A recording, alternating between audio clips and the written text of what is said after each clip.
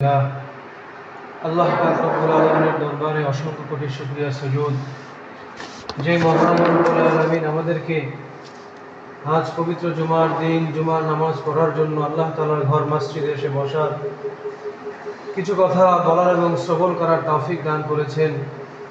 এজন্য দিল থেকে শুকরিয়া জ্ঞাপন করে সবাই বলি আলহামদুলিল্লাহ। সম্মানিত হাজিরিন, বিগত কয়েক সপ্তাহে আমাদের মসজিদে জুমার আলোচনা চলতেছিল এই ব্যাপারে যে মানুষের মানবীয় কিছু ত্রুটি সম্পর্কে, কিছু দোষ সম্পর্কে, তথা অহংকার, গর্ব, পরনিন্দা ইত্যাদি ইত্যাদি বিষয়। অহংকারকে তো বলা হয় উম্মুল আমরাদ, তথা সমস্ত ব্যাধির মা। তো আজকের আলোচনার এই বিষয়ে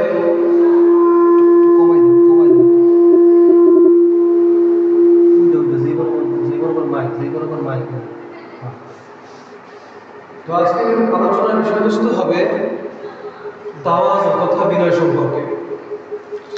আল্লাহ রাব্বুল আলামিন পবিত্র কালামে মাজিদের মধ্যে ইরশাদ করেন, ওয়ামা খালাকাতুল জিন্না ওয়াল ইনসা ইল্লা লিয়াবুদুন। আল্লাহ জাল্লা শানুহু আম্মা নাওয়ালহু কালামে পাকের মধ্যে ইরশাদ করেন, আমি আল্লাহ মানুষ এবং জিন জাতিকে কেবল আমার ইবাদতের জন্য সৃষ্টি করেছি। এছাড়া অন্যান্য যত প্রাণীকুল আছে, সৃষ্টিকুল আছে, এগুলোকে আল্লাহ তাআলা ইবাদতের জন্য সৃষ্টি করেন নাই। আল্লাহ তাআলা এরকম ঘোষণা দেন নাই।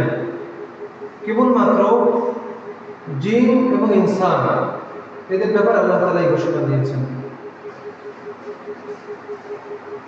তো মানুষের শ্রেষ্ঠ গুণাবলী হলো এটাই যে মানুষ পৃথিবীর মধ্যে বিনয়ের সাথে চলবে, অহংকার করবে না, আত্মমর্যাদা দেখাবে না, মানুষের উপর জুলুম, অত্যাচার, অন্যায়, অবিচার করবে না। হাদিসে পাকের মধ্যে এসেছে, রাসূল করিম সাল্লাল্লাহু আলাইহি ওয়াসাল্লাম ইরশাদ করেন, মান তাওয়াদা লিল্লাহ রাফাআহুল্লাহ।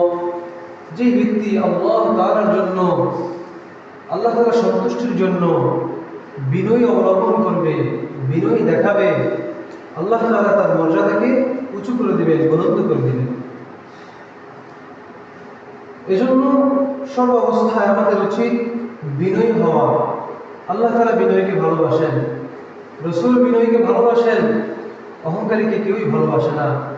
যারা অন্যের গীবত দিয়ে বেড়ায়, অন্যের দোষ চর্চা করে বেড়ায়, মানুষের সাথে অহংকার দেখায়, গৌরব করে, এই সমস্ত মানুষদেরকে প্রকৃতপক্ষে কেউই অন্তর থেকে ভালোবাসে না, মহব্বত করে না, পছন্দ করে না। এই জন্য হাদিসে বলা হয়েছে যে মান তাওয়াদা লিল্লাহি রাফাআহুল্লাহ।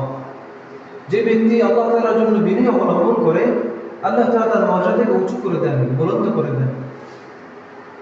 অন্য জায়গায় এসেছে, ইন্নাল্লাহা লা ইয়ানজুরু ইলা আজসামিকুম ওয়ালা ইলা সুওয়ারিকুম ওয়ালাকিন ইয়ানজুরু ইলা কুলুবিকুম আও কামা ক্বালা আলাইহিস সালাতু ওয়াসসালাম। নিশ্চয়ই আল্লাহ তাআলা মানুষের দেহ অবয়ব, মানুষের আকৃতি, সূরত, চেহারার দিকে তাকান না, চেহারা দেখেন না। ওয়ালাকিন ইয়ানজুরু ইলা কুলুবিকুম, কিন্তু আল্লাহ তাআলা মানুষের অন্তর দেখেন। কি বলেন? মানুষের অন্তরটা কেমন? আল্লাহ তাআলা তো আলিমুন বিযাতিস সুদূর। মানুষের অন্তরের মধ্যে ভিতরে কি আছে, কি নিয়ত করে, কি চিন্তা করে, কি ভাবে, এক কথায় তার মনোজগতে কি চলছে, এই সম্পর্কে আল্লাহ তাআলা আলিম, মানে সর্বজ্ঞ, সব খবর আল্লাহ তাআলা রাখেন। তো এই জন্য বলা হলো যে আল্লাহ তাআলা হলেন আলিমুন বিযাতিস সুদূর। আল্লাহ তাআলা হলেন মানুষের অন্তর সমূহের মধ্যে কি আছে এই ব্যাপারেও সর্বজ্ঞ, সবচেয়ে বেশি জানেন।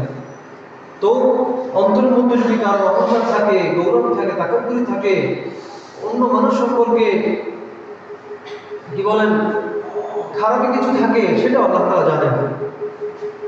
আর হাদিসে বলা হয়েছে যে আল্লাহ তাআলা মানুষকে পৃথিবীর মধ্যে তো সবাই সুন্দর না, সবার কণ্ঠ সুন্দর না, সবাই দেখতে সুন্দর না, সবার যোগ্যতা এক না, কিন্তু যে যে রঙের হোক, যে যে ঢঙের হোক, যার চেহারা যেরকমই হোক, যার যোগ্যতা যেমনই হোক, আল্লাহ তাআলা শুধুমাত্র এগুলোই দেখেন না, বরং আল্লাহ তাআলা মানুষের অন্তরকে দেখেন, যে তার অন্তরটা কেমন। এজন্য আমাদের অন্তরের পরিশুদ্ধিতা দরকার, অন্তরের শুদ্ধতা দরকার। মানুষের অন্তর যদি ভালো হয়ে যায়, পুরো মানুষটাই ভালো হয়ে যায়। আর কারণ অন্তরের মধ্যে যদি হিংসা, বিদ্বেষ, অহংকার, পরনিন্দা এরকমের আত্মিক ব্যাধি যদি থাকে, তাহলে ওই ব্যক্তিকে আল্লাহ তাআলা ভালোবাসেন না।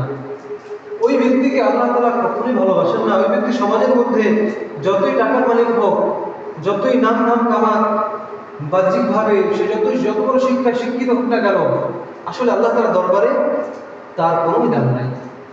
কোন এক ফারসি বিখ্যাত কবি বলেন, দিল আমার তাওয়াজু কুনি ইখতিয়ার, শওদ খলকে দুনিয়া তোরা দস্তেদা।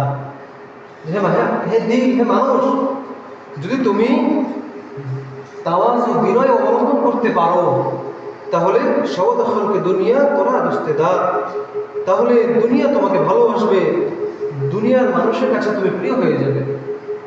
এজন্য আমাদের উচিত বিনয় অবলম্বন করা, আর এর উল্টো যেগুলো, সেগুলোর থেকে বেঁচে থাকা। তাহলে মানুষের মাঝে প্রিয় হতে পারবো, ঘরওয়ালাদের কাছে প্রিয় হতে পারবো, সমাজের মধ্যে প্রিয় হতে পারবো, আমাদের স্রষ্টা আল্লাহ তাআলার কাছে প্রিয় হতে পারবো। অন্যথায় এর বিপরীতটা হবে। আমরা সাধারণত দেখা যায় এরকমটা হয় যে অন্য মানুষের সংশোধনের জন্য কোনো ভালো কথা অনেক সময় বলতে যাই বা বলি, কিন্তু আমার আপনার বলার ঢং এমন হয়, আসলে ভালোটাই বলি, কিন্তু বলার ঢং উত্তমভাবে না হওয়ার কারণে উল্টা রিয়াকশন হয়। বলতে চাইছি যেটা, ওই সম্বোধিত ব্যক্তি বুঝে ফেলছে তার উল্টাটা, কেন আমার বলার ঢং সুন্দর হয় নাই, আমি চাচ্ছি কারো সংশোধন, কিন্তু যেই ভঙ্গিমায় বলছি উল্টা রিয়াকশন, সে আরো আমার উপর খেপে উঠছে, কেন? তার আঘাত লাগছে। আমি যদি তাকে বিনয়ের সাথে, আন্তরিকতার সাথে বলতে পারতাম, তাইলে হয়তো সে আমার কথাটা গ্রহণ করত, কিন্তু সেভাবে বলতে না পারার কারণে আমাদের কথার উল্টো রিয়াকশন হয়। যেমন একটা উদাহরণস্বরূপ ঘটনা বলি আপনাদেরকে। একজন যুবক মানুষ, সে নতুন নতুন দিনদার হয়েছে, নামাজ রোজা করে, হ্যাঁ, নেক আমল করে, গুনাহ থেকে বেঁচে থাকার চেষ্টা করে। এখন একদিন সে নামাজ পড়তে যাচ্ছিল, জোহরের সময় আজান হয়ে গেছে। প্রতিমধ্যে যাইতে যেতে দেখতেছে এক ব্যক্তি গাছের উপর উঠে গাছের ডাল কাটতেছে, মানে একটা তো সে তার কাজ করতেছে, ওইরকম অবস্থা এক ব্যক্তিকে পাইল। তো ওই ব্যক্তি নতুন নতুন দিনদার হয়েছে, তার মধ্যে একটা জজবা আছে, একটা আবেগ আছে। তো ওই ব্যক্তি তাকে নামাজের দাওয়াত দিছে এইভাবে যে আজান হয়ে গেছে, এখনো গাছের মাথায় বসে আছো, নামাজ পড়তে যাওয়ার আহম্মক কোথাকার। ডাকছে নামাজে, কিন্তু এমন ভঙ্গিমায় ডাকছে সে যে আহম্মক টাহাম্মক বলে একেবারে, এখন উপরে যে আছে গাছের ডালে, তার মাথা রক্ত উঠে গেছে যে ও ডাকছে আমার নামাজের জন্য, কিন্তু এইভাবে কেন ডাকে না? বলো তুই দাঁড়া, তুই দাঁড়া, কেন দাঁড়া, আমি আসতেছি, নামতেছি। তো যখন যুবক দেখলো যে লোকটা তো সেন্টিমিটার পুরো গরম হয়ে গেছে, তখন শেষ হয়ে হাঁটা শুরু করছে। তো উপর থেকে ভালোভাবে লক্ষ্য করে নেই। তো ওই দিন গেল। এখন ওই যুবক যেহেতু নতুন দিনদার হয়েছে, আবার তার মধ্যে হক তরমও আছে, হকের অনুসন্ধানও আছে, ফলে সে ভাবলো, হ্যাঁ আমি দিলাম নামাজের দাওয়াত, ওই ব্যক্তি আমার মারার জন্য নিচে নামতেছিল, কামটা করলাম কি? তো সে ভাবলো, না আসলে এইভাবে দাওয়াত দিতে হয় না, এইভাবে ভালো কথা বলতে হয় না। পরের দিন আবার সেই পথ ধরে যাচ্ছিল, ঠিক ওই ব্যক্তি গাছে উঠে আবার কাজ করতেছিল। তো তখন তার কাছে যখন গেল, সামনে যখন আসলো, নিচ থেকে সালাম দিল, আসসালামু আলাইকুম ভাই, কেমন আছেন? ভালো আছি, মাশাআল্লাহ ভাই, কত কষ্ট করে কাজ করতেছেন, আয় রোজগার করছেন, আজান হয়ে গেছে ভাই, নামাজের সময় প্রায় হয়ে গেছে, হয়তো আপনি আজান টের পান নাই, লক্ষ্য করেন নাই। যদি নামাজের জন্য নামতেন ভাই, আমার আপনার উপর নামাজ ফরজ, তো আল্লাহ তারা খুশি হইতেন, চলেন আমার সাথে নামাজে যাওয়া যায় না ভাই? তো তখন দেখলো, ভাই রে, ওই ব্যক্তি দেখতেছে বিগত কাল আমাকে নামাজের জন্য দাওয়াত দিল, কত কর্কশ, কত রূঢ় ভাষায়, বিশ্রী ভাষায়, আমার মেজাজটাই খারাপ হয়ে গেছে। আর এই ছেলেটা কত ভদ্র নম্র, আমি না যেয়ে কেমনে পারি? তো সেই ব্যক্তি ভদ্রতার সাথে গাছ থেকে নামলো, তার সাথে মোসাফা করলো, এবং সে নামাজের দিকে হাঁটলো। তো বোঝা গেল এই কথা যে বিনয়, সে প্রথম করে বিনয় অবলম্বন করে না, সে শুধু জজবাই দেখাইছে। জজবা দেখে সে এমন পন্থা এমন পদ্ধতিতে তাকে ডাক দিয়েছে ভালো কাজের জন্য, কিন্তু উল্টা রিয়াকশন হয়েছে, উল্টা প্রতিক্রিয়া হয়েছে। ফলে সে ব্যক্তি যায় না, বরং তাকে মারার জন্য নাম দিচ্ছে গাছ থেকে। কিন্তু দ্বিতীয় দিন সে যখন উত্তম পন্থায় চেষ্টা করলো বিনয়ের সাথে, তো সেই ব্যক্তি তার কথা শুনলো, তার সঙ্গে নামলো, তার প্রশংসা করলো। বোঝা গেল এই কথাই, আমি দুনিয়ার যে পর্যায়ে থাকি না কেন, আমার স্থান যেখানে হোক না কেন, আমি পুরুষ হই, কেউ নারী হয়, কর্মজীবী হয়, পেশাজীবী হয়, শ্রমজীবী হয়, সে যদি মানুষের সাথে বিনয়ের সাথে তার মনোভাব ব্যক্ত করতে পারে, অন্যের সাথে একে অপরের সাথে কথোপকথন এরকম বিনয়ের সাথে করতে পারে, বা সমস্ত কল্যাণের দিকে ডাকতে পারে, অবশ্যই অবশ্যই তার কথার ফায়দা হবে।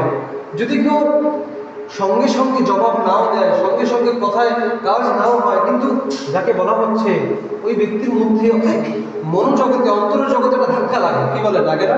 অবশ্যই লাগে।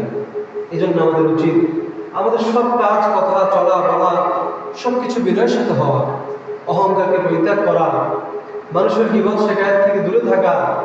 এখন তো এমন এমন যুগ চলে এসেছে যে হাতে হাতে প্রযুক্তি, সবাই নিজের থেকে সব কিছু জানে, কিন্তু মানে না কেউই।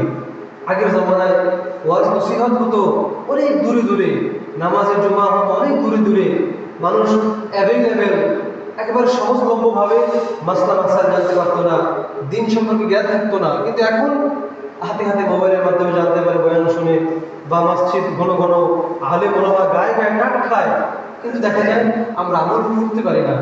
যে দরদের সাথে মানুষের কাছে আসা দরকার ছিল, যে ব্যথা নিয়ে মানুষকে বোঝানো দরকার ছিল, আমরা সেভাবে বোঝাতে পারি না, বিধায় মানুষের মধ্যে ওরকম পরিবর্তন লক্ষণীয়ভাবে হয় না। কিন্তু যারা পারে, দেখবেন সমাজের মধ্যে, রাষ্ট্রের মধ্যে তাদের দ্বারা কাজ হয়, তাদের কথায় মানুষ উৎসাহিত হয়, তাদের কথায় মানুষের দিল গলে, মানুষের জীবন পরিবর্তন হয়। এজন্য যে কথা বলতেছিলাম, যে আমাদের উচিত বিনয়িতা অবলম্বন করা, আর এই বিপরীতে অহংকার, বড়ত্ব, গাম্ভীর্যতা এগুলোকে পরিত্যাগ করা। যে কথাগুলো বলা হলো, আল্লাহ এর মধ্যে যদি কোনো গ্রহণ করার মতন কথা থাকে, আমরা আমাদের মাইকের আওয়াজ যে পর্যন্ত যাচ্ছে, যারা শুনছি, আল্লাহ তাআলা আমাদের সবাইকে আমল করার তৌফিক দান করেন, বলি আমিন। ওয়া আখিরু দাওয়ানা আলহামদুলিল্লাহি রাব্বিল আলামিন। যারা কবুল করবেন